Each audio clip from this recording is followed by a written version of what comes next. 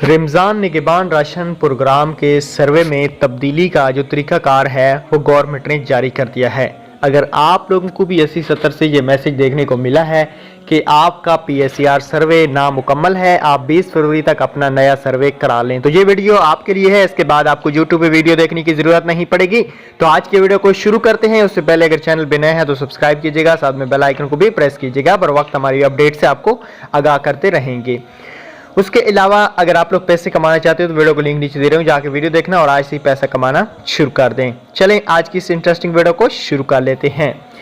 अब union council में application जो न्यू एडिट का एप्लीकेशन का ऑप्शन है वो आ चुका है। जी हाँ दोस्तों, न्यू एप्लीकेशन का जो ऑप्शन है वो आ चुका है प्यारे भाई। ठीक है, आप लोग अपना सर्वे दोबारा से कर सकते हैं।